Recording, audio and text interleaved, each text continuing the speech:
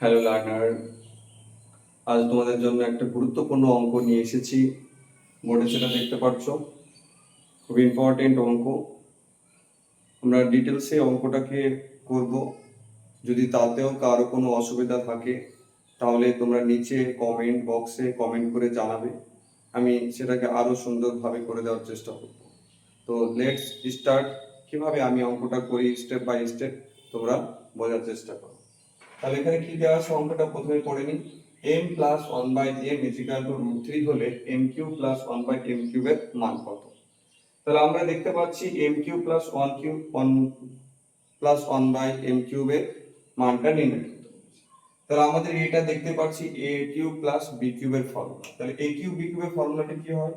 তাহলে m cube plus 1/m cube equal to m cube plus 1/m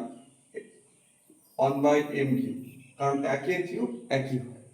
তাহলে এটা মান নির্ণয়ের ফর্মুলা। তাহলে আমাদের a কিউব প্লাস b কিউবের ফর্মুলাটা আমরা নিশ্চয়ই জানি। যদি না জেনে থাকি তাহলে সেটা আমাদেরকে মুখস্থ করে নিতে হবে অন্য কোথাও থেকে।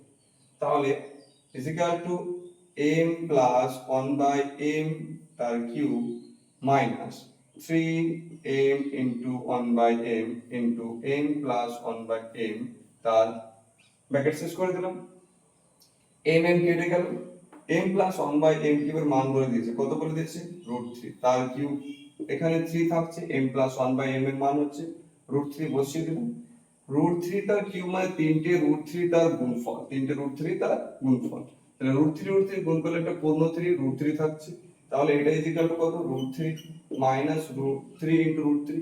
তাহলে 3√3 আর 3√3 কেটে গেলে কত হচ্ছে? 0।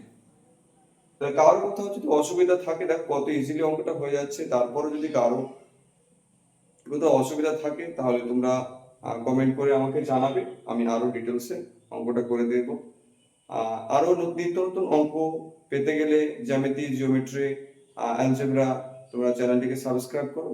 আরো ইজিলি ভাবে আমি অনেক অঙ্ক নিয়ে আসবো। Thank you so much.